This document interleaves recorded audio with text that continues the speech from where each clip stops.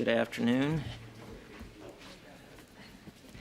At the last briefing, I incorrectly stated that anti-tank landmines would remain in place at Guantanamo Bay, Cuba, while the anti-personnel mines were being removed. This was incorrect. All of the U.S. mines, including the anti-tank mines, will be removed. More than 50,000 mines, including both anti-personnel and anti-tank mines, were deployed on the U.S. side of the buffer zone at the base back in 1961. They will be removed and replaced by layered defense measures, including some sound and motion sensors, which will provide the appropriate security under the present circumstances for our armed forces down there at Guantanamo Bay. And with that, I will try and answer some of your questions. Yes, Suzanne?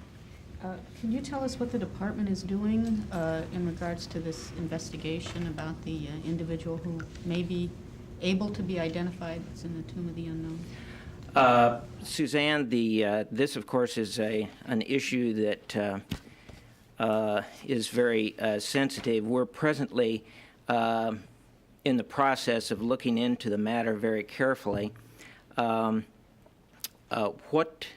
we want to do is to determine, does the current science enable us with confidence to conclude that the remains in the tomb could be identified? And secondly, if we have a possible association with a specific individual, is it in the best interests of all concerned that we go ahead and do so? And I think you can imagine that this is an issue that we will want to examine very carefully before we take any steps regarding those remains. We certainly have an obligation to family members of those individuals who are still missing. We have an obligation to family members who have unresolved questions. We also have an obligation to all of those who have served in wars in the past and who view this site as very hallowed ground. And so this is a process that we will pursue with a great deal of diligence, but one which will require a lot of study before we come to a final conclusion as to exactly what our recommendations will be. But there is enough questions that have been raised thus far. Can you tell us what the questions are that have been raised thus far that are forcing you to do this review? The questions are questions that have been raised by a family who whose son was lost, shot down in 1972, who believe that remains presently at the Tomb of the Unknown may be in fact their son. The questions have to do with whether there was information at the time of the interment back in 1984 that would have resolved this case. Now, in fact, back in 1984, science had not progressed to the point that it has today, and much of the work that we have been doing out at in Hawaii to identify individuals whose remains have been recovered had not progressed to the point that it has now. That back in 1984, the determination was that these remains would not be able to be identified. There was not the science necessary to do that. When this pilot was shot down, apparently his remains several months later were recovered with an ID, with a wallet, and with money, which I don't think there's much dispute about that, but then those were lost somewhere along the line. My understanding is that, and I should say here that this is all part of the review that we will be looking at, but at one point in the recovery of the remains, there were some effects that were also recovered. Those effects, however, did not reach Saigon and have not been in the possession of anyone in the U.S. government since sometime in the immediate hours after the recovery of the remains. Those are not in dispute that they did have. There were effects that were recovered.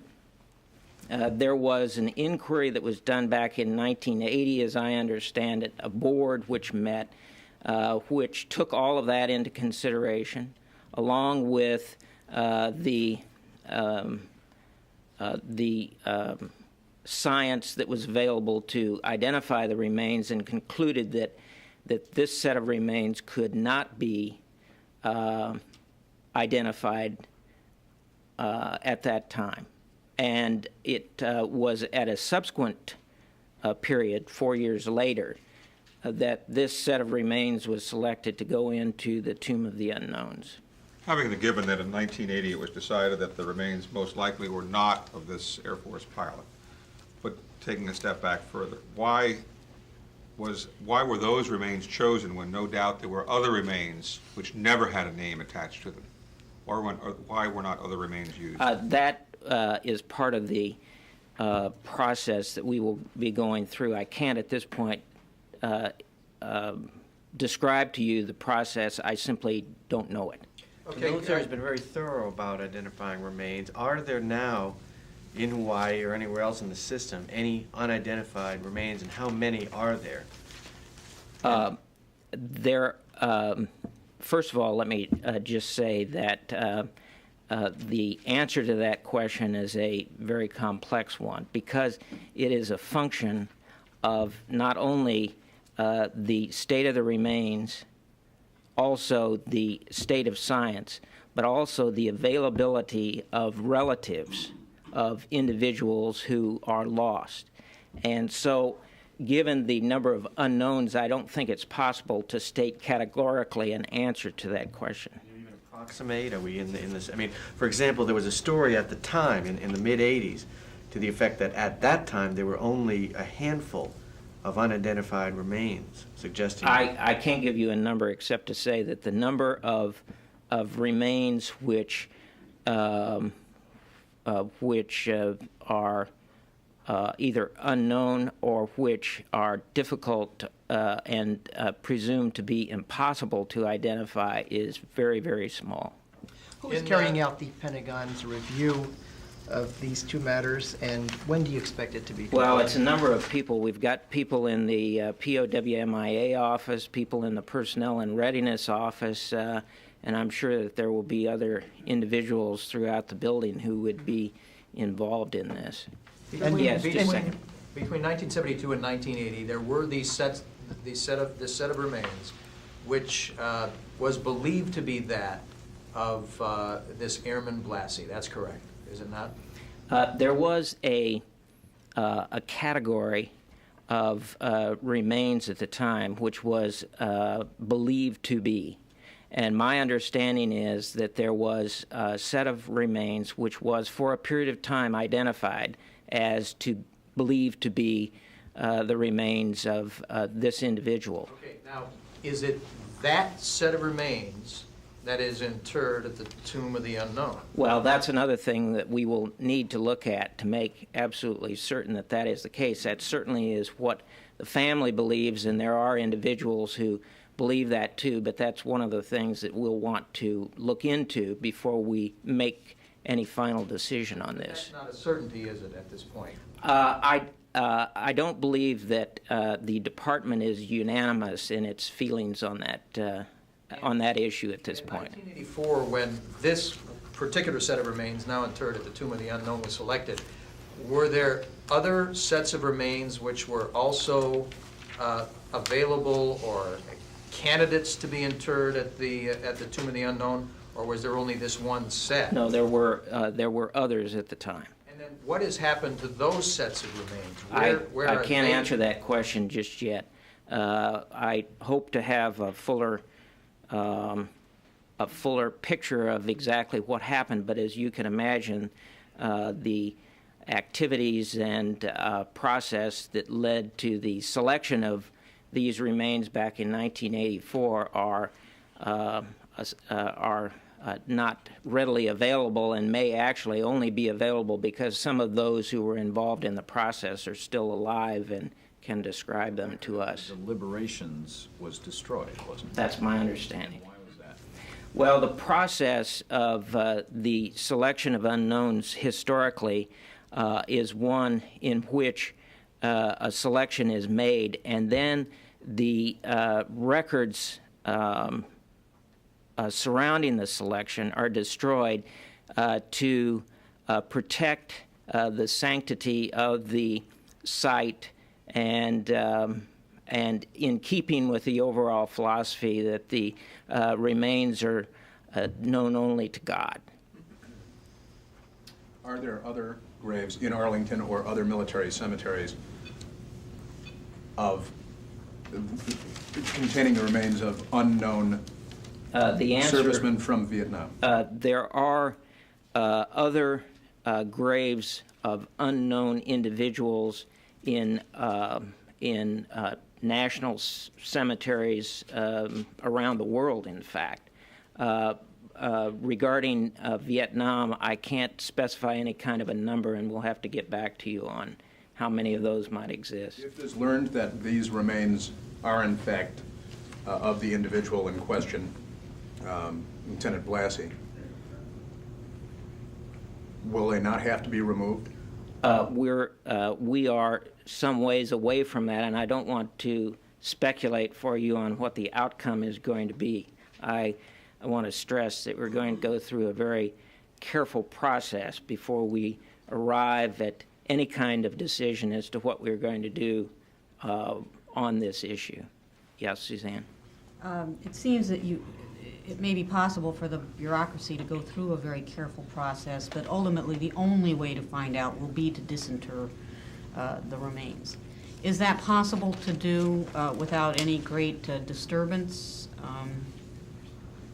Is that Well, what the reluctance is that this could be, because site- of the chance that it's truly an unknown and not this? The allegations are that, yes, indeed, this panel did know. It wasn't just known to God.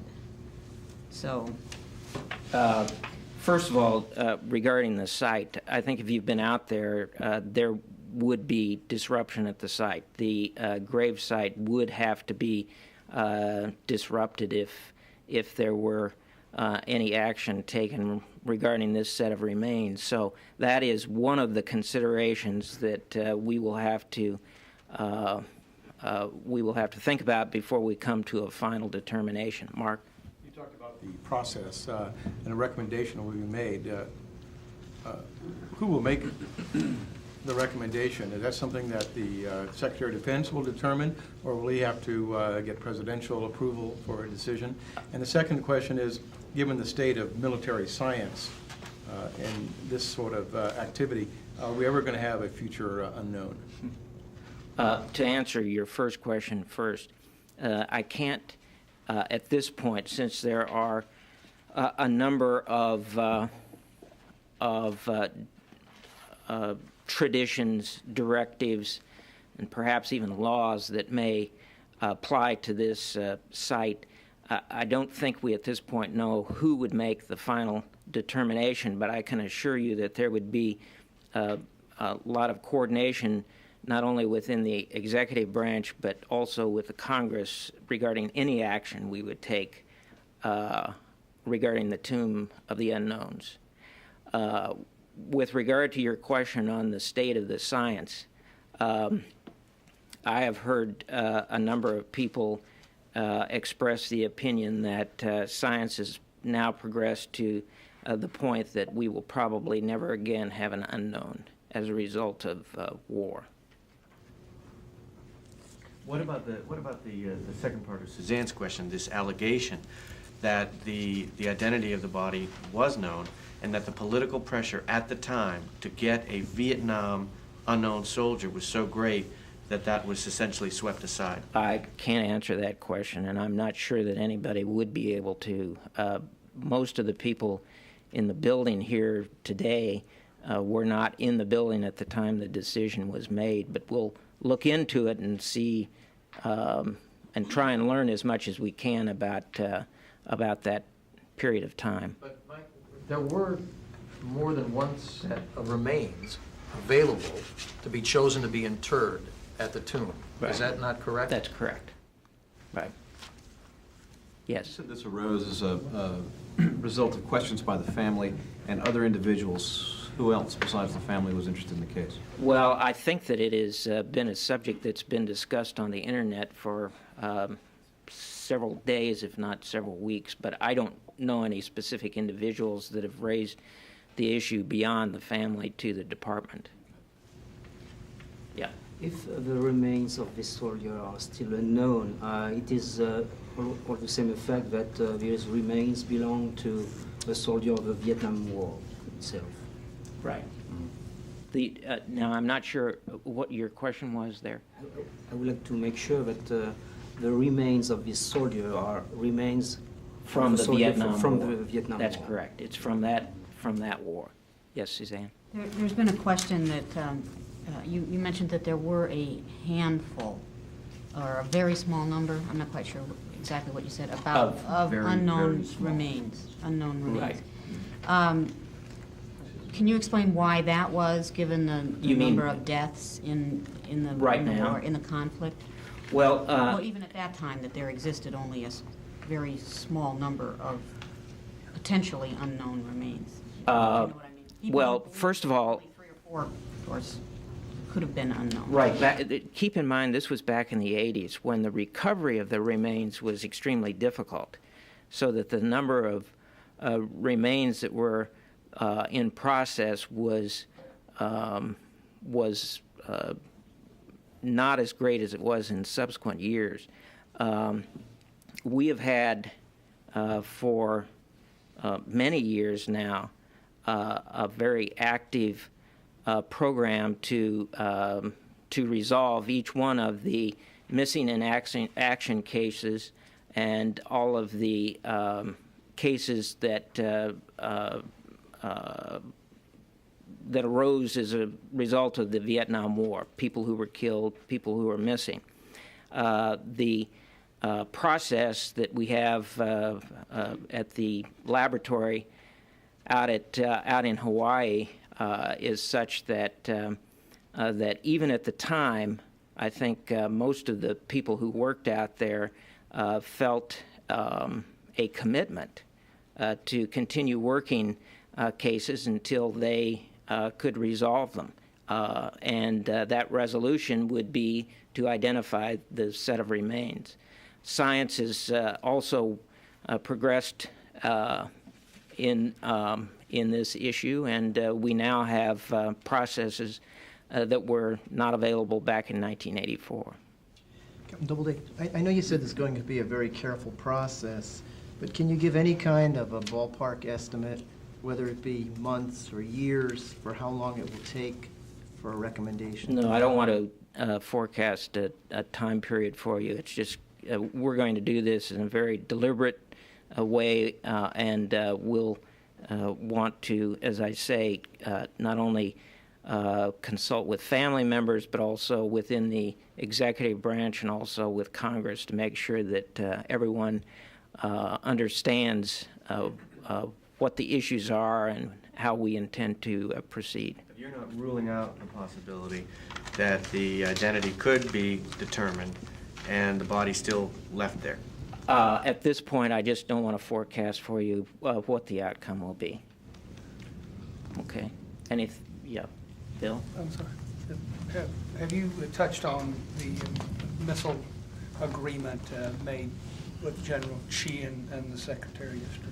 Well, this was an issue that had arisen before, and which Secretary Cohen discussed during his visit to China, and Secretary Cohen indicated that he had received assurances during the visit that indeed they would not make any further shipments of those missiles. And what I really wanted to ask about is there are allegations that the Chinese continue technical assistance with advisors in Iran in the building of intermediate range missile called the Shahab-3.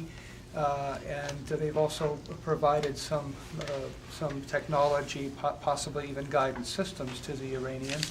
And I wonder if any of that was talked about, the other technical assistance that China's giving Iran in their weapons program. I know that many of these non-proliferation issues were discussed by the Secretary during his visit, but I don't have a specific readout on details of what was discussed. Yeah. Any update on the search for a new Army Secretary? I don't have an update on that, but it's not surprising that we would first hear from a White House announcement rather than from me on that subject. Yeah. I'm wondering if you could give a status on the domestic violence panel that was supposed to make a report back to the department, headed by Frank Rush. Supposed to make a report to the department in January. I will have to do a check with them to see if we can give you a status report on that. I don't have it off the top of my head, no. Do you have a status report on Iraq and any of the activity that the U.S. and its allies may be seeing on the ground that might make you more or less nervous about the situation? The Iraqi forces remain primarily in garrison, and as far as we can see, they are not on alert status. And the numbers on our forces these days? Should they be?